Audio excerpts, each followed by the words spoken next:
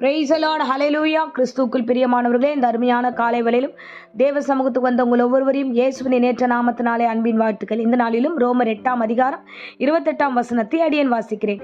அன்றியும் அவருடைய தீர்மானத்தின்படி அழைக்கப்பட்டவர்களாய் தேவனிடத்தில் அன்பு கூறுகிறவர்களுக்கு சகலமும் நன்மைக்கு எதுவாய் நடக்கிறது என்று அறிந்திருக்கிறோம். ஆமென், ஹல்லேலூயா. அருமையான வார்த்தை பாருங்க. பவுல் விதமாய் சொல்லுகிறார், தேவனிடத்தில் அன்பு கூறுகிறவர்களுக்கு எல்லா காரியமே நன்மையாதான் முடியும் என்று அவர் முடிவை குறித்து விதமாய் சொல்லுகிறார். ஆனால் நம்முடைய வாழ்க்கையில் நம்ம சில காரியங்களை குறித்து பயப்படுகிறோம். இப்போ இருக்கிற சுச்சுவேஷனை பார்த்து, ஆண்டவரே இந்த காரியம் எப்படி முடியுமோ தெரியல, ஆண்டவரே இந்த வீட்டின் காரியம் எப்படி முடியும், திருமண காரியங்கள் எப்படி முடியும், பிள்ளையினுடைய எதிர்காலம் எப்படி முடியும் அப்படின்ட்டு பல காரியங்களை குறித்து நம்ம பயந்துக்கிட்டே இருக்கிறோம். பயப்படுறதுனால தான் சில நேரங்களில் நம்ம என்ன நினைக்கிறோம்னா அவிசுவாசமான நினைவுக்கு நேராக போயிடுறோம். அதுதான் பவுல் இப்போ சொல்லுகிறாரு, நீங்கள் இப்போ இருக்கிற சூழ்நிலையை கண்டு நீங்கள் பயப்படாதீங்க. நீங்கள் ஒரு காரியத்தை தெளிவாய் புரிந்து கொள்ள வேண்டும். அவரிடத்தில் அன்பு கூறுகிறவர்களுக்கு சகலமும் நன்மைக்கு எதுவாய் நடக்கிறது என்று நீங்கள் அறிந்து கொள்ள வேண்டும். ஆமென், ஹல்லேலூயா. ஸோ நீங்கள் தேவனிடத்தில் அன்பு கூறுகிறபடினால உங்களுக்கு எல்லாமே நன்மையாய் முடியும். இந்த அற்பமான ஆரம்பத்தை கண்டு இதுதான் முடிவு நீங்கள் நினைக்காதீங்க. சூழ்நிலைகள் எல்லாம் சாட்சியாக கர்த்தர் மாற்றுவார். ஆமென், ஹல்லேலூயா. நீங்கள் வேதாகமத்தில் யோசேப்பை குறித்து பார்த்தீங்கன்னா, தன் சொந்த சகோதரர்களால் எப்படின்னா கொலை செய்வதற்கு ஏதுவாய் மாறிவிட்டான். ஸோ அது மாத்திரம் இல்லை, அந்த சகோதரர்கள் அவன் மீது பொறாமை கொண்டார்கள், பகைத்தார்கள், கொலை செய்ய வகை தேடினார்கள். கடைசியில் பார்த்தீங்கன்னா அவனை வெறும் குழியில் அவனை போட்டார்கள். இப்படியெல்லாம் அவன் தன் சொந்த சகோதரர்களாலே அவன் இவ்விதமான பிரச்சனைக்குள்ள கடந்து போனான். யோசேப்பு கடந்து போன ஒவ்வொரு பாதையும் உபத்திரவ பாதையாக இருந்தது. அந்த சூழ்நிலையில் அவனை அங்கிருந்து விற்று போடுகிறார்கள். அவன் போன ஊர்லேயும் அந்த இடத்துல வீண் பழிக்கு அவன் ஆளாக மாறுகிறான். தேவையில்லாமல் சிறைச்சாலைக்கு போகிறான். அப்போ கண்டினியூஸாக அவனுடைய லைஃப்பில் இப்போ ஒரு 13 வருஷம் பயங்கரமான உபத்திரவத்தின் வருஷங்களாக இருந்தது. அவன் கடந்து போனான்.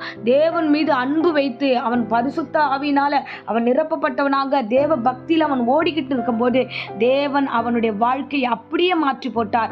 என் தேவனாகிய கர்த்தர் அவனை அந்த எகிப்து தேசத்தின் அதிபதியாக கர்த்தர் அவனை மாற்றினார். ஆமென், ஹல்லேலூயா. ஒரு சூழ்நிலை வந்தது. சகோதரர்கள் எல்லாம் அவன் காலடியில் விழும்பொழுது அவன் தன்னை வெளிப்படுத்தும் போது எப்படி தெரியுமா சொன்னா, நீங்கள் என்ன எனக்கு தீமை செய்ய நினைத்தீங்க, ஆனால் கர்த்தர் எனக்கு அது நன்மையாய் மாற செய்தார்.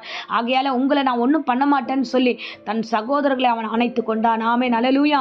என் அன்பு பிள்ளைகளே, நீங்கள் தேவனிடத்தில் இருக்கிற பிள்ளைங்க, உங்களுக்கு விரோதமாக நிறைய காரியங்கள் எழுந்து வரலாம், உங்களுக்கு விரோதமான சூழ்நிலைகள் ஏற்படலாம்.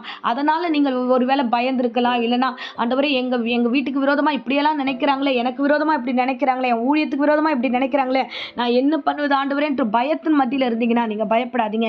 இன்றைக்கு சத்தியம் உங்களை தேடிதான் வருகிறது. எதை குறித்து பயமாக இருக்கிறீர்களோ அந்த காரியங்களை கர்த்தர் உங்களை சாட்சியாய் நடத்த அவர் வல்லமுள்ள தேவனாய் இருக்கிறார். ஆமென். விசுவாசிக்கிறவன் பதறானே. வசனம் சொல்லுகிறது பாருங்க, அழகான வார்த்தை. அவரை நேசிக்கிற, அவர் மீது அன்பு செலுத்துகிற உங்களுக்கு சகலமும் நன்மைக்கு ஏதுவாய் தான் நடக்கும். தீமை ஒன்றும் நடைபெறாது. தீமையை ஆண்டவர் நன்மையாய் மாறச் செய்கிறவர். ஆமென். ஆகையால இந்த அற்பமான சூழ்நிலை கண்டு, இப்போ இருக்கிற சுச்சுவேஷனை கண்டு நீங்கள் தேவனை இடப்படாதீங்க. என் தேவனாகிய கர்த்தர் யோசேப்பை உயர்த்தினது போலவே உங்களையும் உங்கள் சந்ததிகளையும் உங்கள் குடும்பங்களையும் அவர் உயர்த்தி உங்களை ஆசீர்வதித்து வழி நடத்துவார். ஆமென். ஸோ மட்டும் கர்த்தர் நடத்தினார், இனியும் நடத்துவார். உங்களுக்காக அடியேன் ஜெபிக்கிறேன். அன்பு ரட்சகா, அந்த அருமையான தருணத்துக்காய் ஸ்தோத்திரம். என் பிள்ளைகள் இப்போ இருக்கிற சூழ்நிலை கண்டு பயந்து, ஆண்டவரே அப்பா இது என்னவாய் முடியுமோ, எப்படி முடியுமோ என்று பயத்தோடு இருக்கிறார்கள்.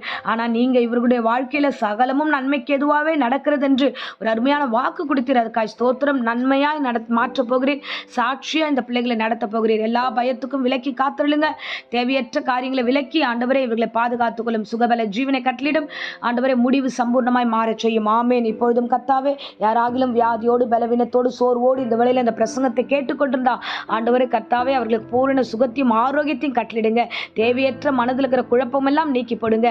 அப்பா இன்றைய தினத்தை குறித்து ஆண்டவரே அப்பா இன்றைய தினத்தின் வியாதி, இன்றைய தினத்தின் பலவீனத்தை கண்டு பயப்படாதபடி கர்த்தாவே நீர் இவர்கள் எல்லாருடைய காரியத்தையும் நன்மையாய் மாறச் செய்து சாட்சியாய் நிறுத்தும். ஆசீர்வதியும். ஒன்றிலும் குறைப்பட்டு போகாதபடி பாதுகாத்துகளும்.